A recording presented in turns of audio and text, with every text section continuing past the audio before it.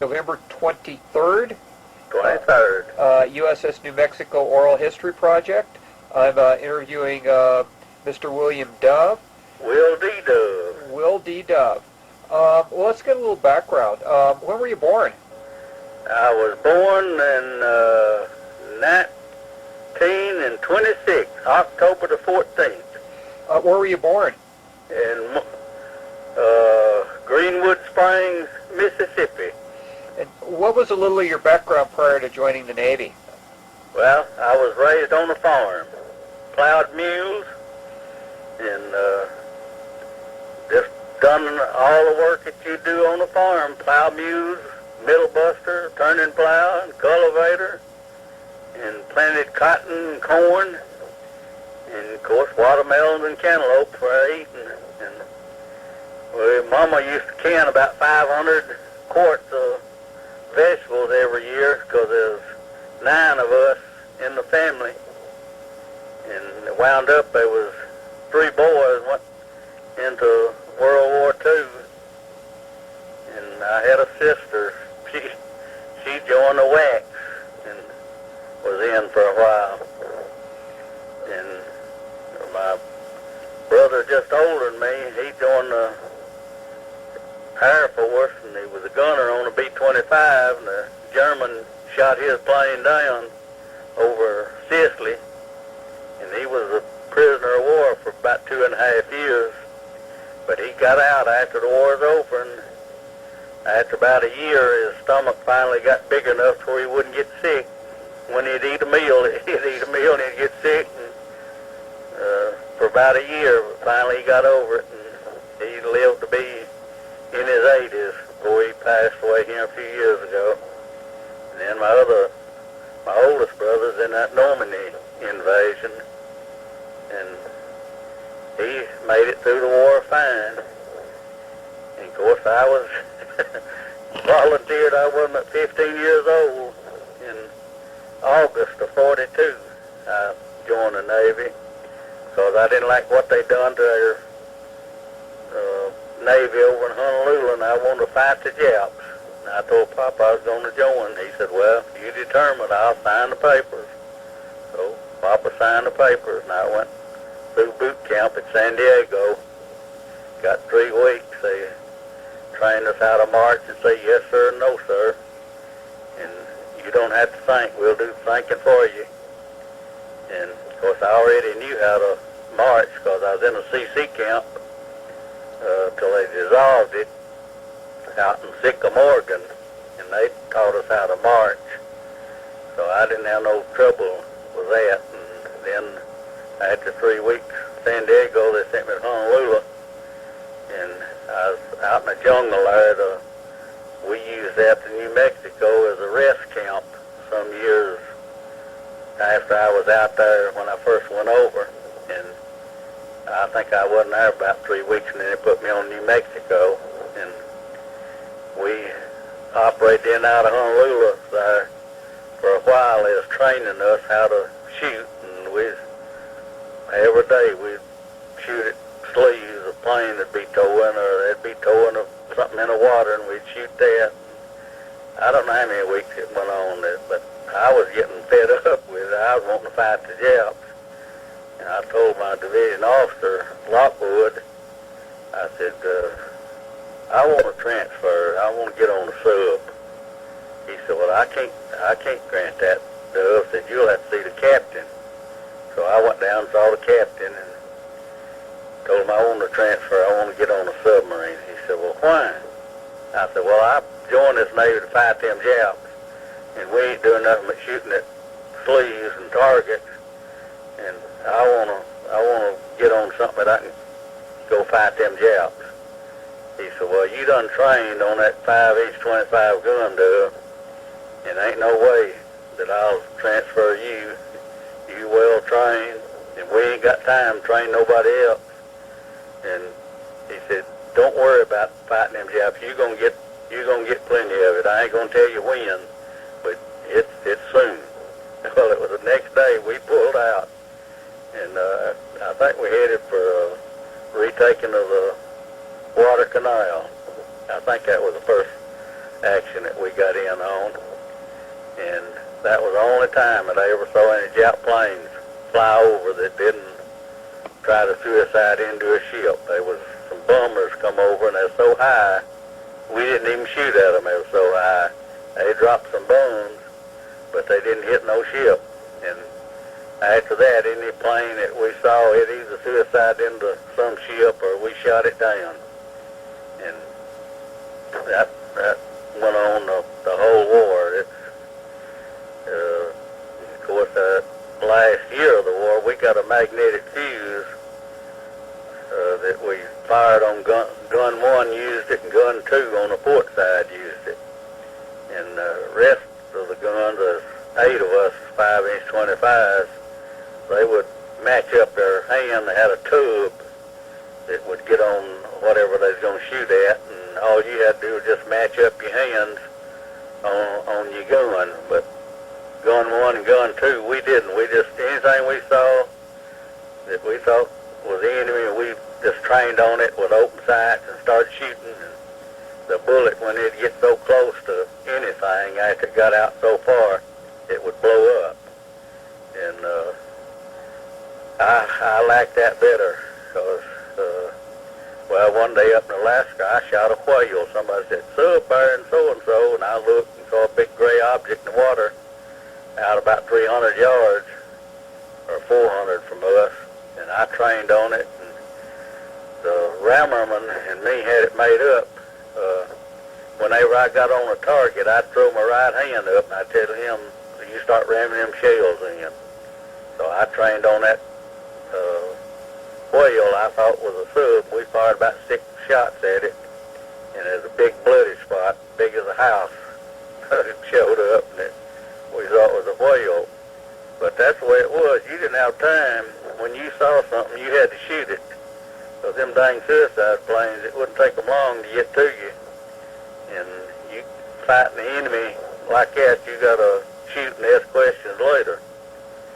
And I like that one day, one come diving out of a cloud, and it wasn't very far off our starboard side, and there was a destroyer under it, and the cloud wasn't too high, and I don't know why they just didn't see it, I'm sure, or they'd have been firing at it. But I just happened to be looking at the cloud. Quick as it come out from under that cloud, I recognized it was a suicide, 0. We opened fire on it, and after I fired, I think 3 shots, they went to blowing the sea's fire horn for us to quit shooting at it, but we didn't pay it no attention because I knew them boys was all under steel on their guns, and where ours was open mounts. And I knowed my shrapnel wasn't going to hurt nobody because they was under steel, and we didn't pay that sea's fire no attention. We just kept shooting. And I guess it's about 4 shots after they blowed the sea's fire horn, we dead centered it, and it just blowed all to pieces, and it fell all over that ship because it wasn't much higher than a housetop when we dead centered it. And the gun captain of our gun deck, he wanted me up on the bridge. He was up there with the captain. He ordered me to come up. I went up there, and he went to cussing and carrying on. You could have killed somebody. Why didn't you quit shooting when we blowed that sea's fire horn? And I took all that I could take. And that Irish Indian jumped out of him, and I started after him. And, of course, I called him a few names and told him that them boys was all under steel, and my shrapnel wasn't going to hurt them, but if we hadn't shot it down, that destroyer would have probably been sunk with them 2 gas tanks on the wings and a 500-pound bomb. And I figure we saved that ship, several hundred people from being killed. And I started after him. I was going to beat him up. And the captain knowed he saw me working out and exercising down on the gun deck different times. And he jumped in between us and grabbed me and squeezed me real tight, hooked me, and said, "Doug, you was absolutely right in what y'all done." And he said, "I'm proud of you." He said, "You saved that ship." And he said, I wouldn't give you no general court-martial, and I ain't going to give nobody no general court-martial, but you ain't nothing but the trainer on that gun. You ain't the gun captain. The gun captain's the one that would get the court-martial, not you. said, you going back down to that gun and you forget this ever happened. Well, I did. Of course, I never forgot it. He didn't either. He got a big kick out of it, because sometimes after that he'd catch me asleep on the gun deck with my head on the life jacket, and he'd kick my foot and wake me up. He said, get up from there, Duff. Said, I got to give you a general court-martial. And he'd have a big laugh out of it. Of course, that was all in the war, and like we're in a war over there now, that you can't win if you don't know who your enemy is. My boy went to Vietnam War, and I put him on a plane. I said, Riggy, I want you to come back home. Anything you see it don't look like it's on your side, shoot it and ask questions later. And that was what he done. And he come back, he was overrun one night in his camp, and the head man got killed, and Riggy took over, and his commanding officer gave him a big write-up, told him that that's what this United States is made out of, people like you. It's why we still number one, and we always will be. And they tried to get him to re-enlist, but he said, no, I just got drafted in this thing. I got a roofing business I'm going back to when I get through over here.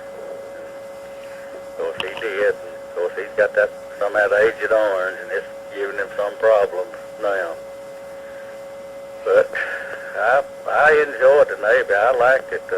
Old Lockwood, one of my division officers, he tried to get me to, he said, tell me you'll volunteer and make a career out of the Navy. And said, I'll make you first class. I want you to be my first class boxing mate. I told him, no, I'm going to be a boxer. I'm going to be a world champion when this war's over. I'm going to be a boxer. I ain't going to stay in no Navy. I just come in here because I wanted to fight them Japs. And he talked to me, I don't know how many times, trying to get me to volunteer, stay in the Navy. And I guess it would have been a good thing. I wouldn't have been but 35 years old when I got 20 years in if I'd have stayed in.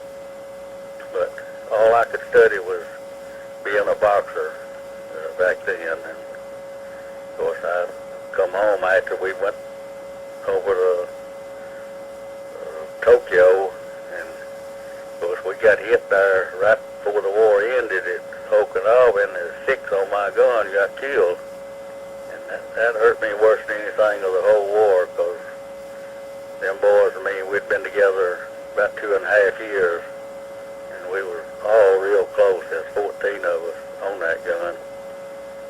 And of course the guy that took my place, the reason I wasn't killed was he was from New Mexico, Felon, and the seat that I sat on, half of it was blown away.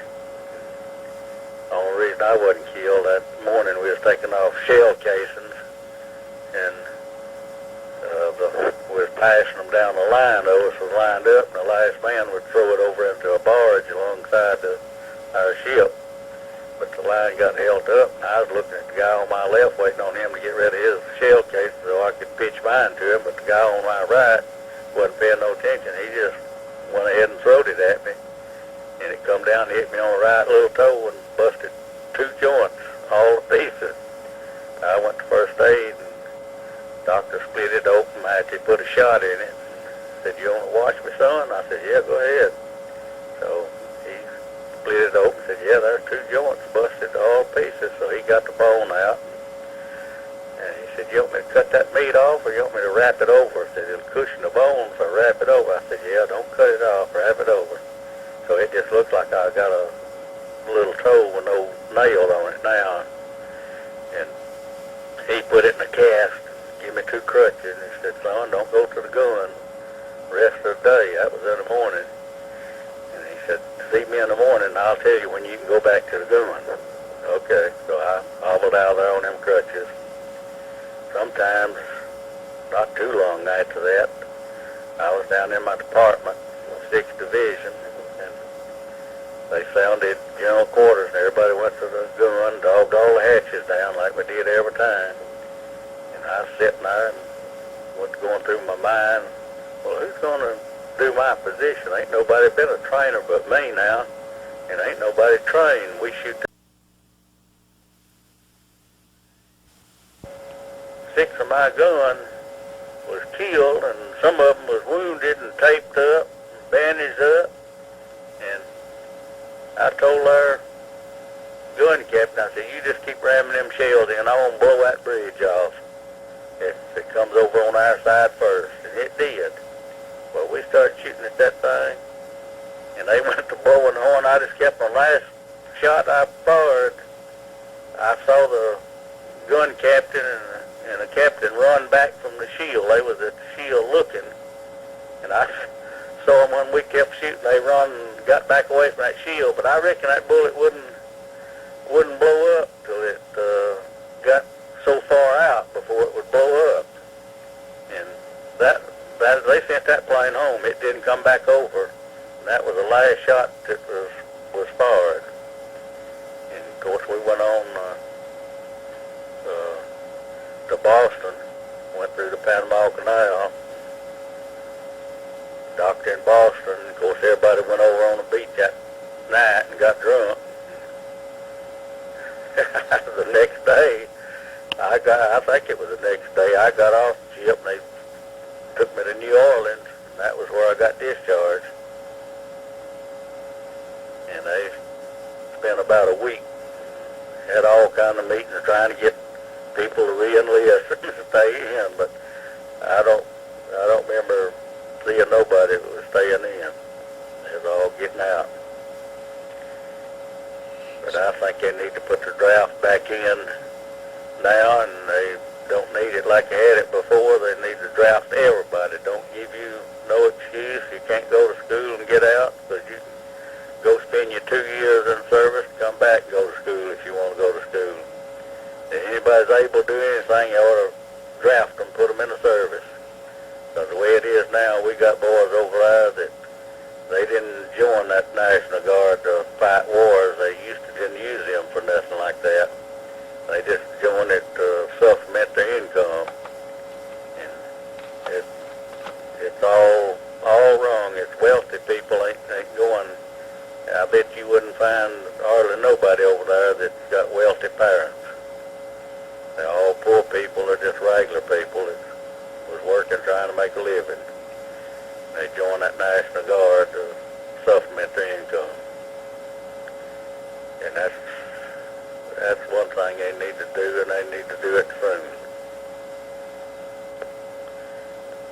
But I don't know. I enjoyed the Navy, and I wouldn't take nothing. I wouldn't trade it for no other experience. I thought we had the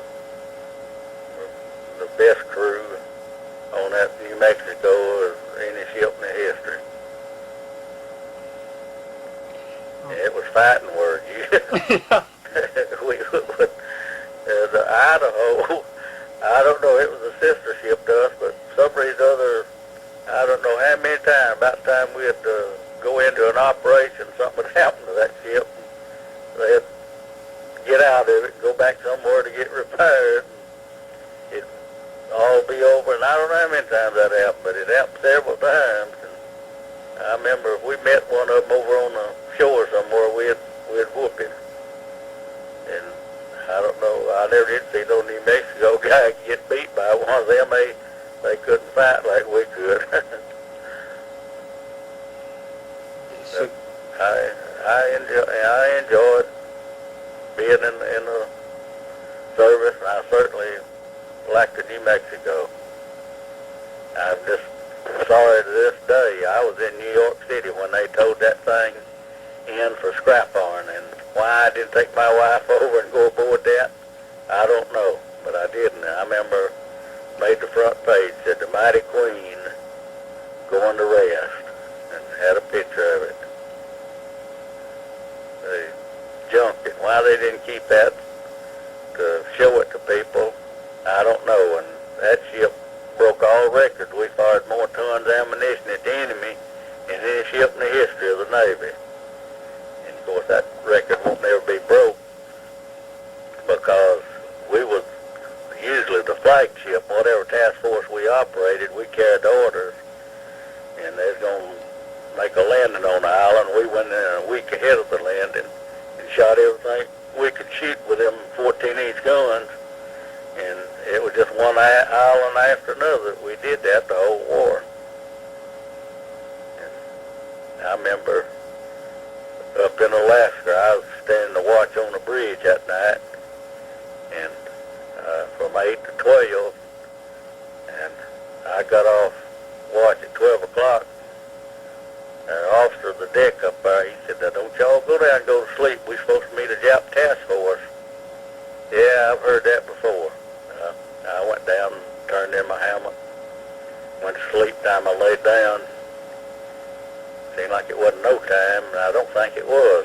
I went swinging up against the overhead. I'd swing one way, and then I'd swing the other way. And I said, "Well, what's the matter this thing? We wasn't in no rough seas. It was calm." And then I heard them main batteries going off. I said, "Lord have mercy, we done met that Jap task force." I jumped out of my sack, run back there and undogged the hatch, and went up to the gun. All 12 of them main batteries were shooting, but we never did 5-inch. Nobody didn't fire nothing but them 14-inch. But you could see, that was a sight to see. You could see 3 sets of those 12 projectiles in the air at the same time before that third set would hit the target. And I think it was 15 miles away. Somebody fired some star shells. I don't know where it was, the Japs or who it was, but there was a few star shells come. I guess they got within 200 yards of us and lit up the sky. Whoever it was trying to shoot them over on the backside of us so they could see us, I reckon. But there wasn't but 2 or 3 of them that was shot, and that was only, I don't know whether the Japs shot them or whether some of our ships shot it, and I don't know why they'd have been shooting them. But we fired 300 rounds, and I got to see a salt water spraying, and it was rifles coming out of them 14-inch barrels hitting the water. And I don't know how many of them, we shot the rifles out of them barrels, and we got to go back to Bremerton and wash them, because that was the only place they had a crane strong enough to lift them barrels. And after that, they got one over in Honolulu, and when we shot the rifles out, we just got back to Honolulu, and they'd give us a new barrel, and back down there we'd go in that Pacific. But that was something to see up there in Alaska. It didn't get dark till about 12 o'clock, but you could see them shells as red, them bullets. And one of them dang bullets could weigh 1,700 pounds. You can imagine what kind of damage 12 of them would do going off at the same time.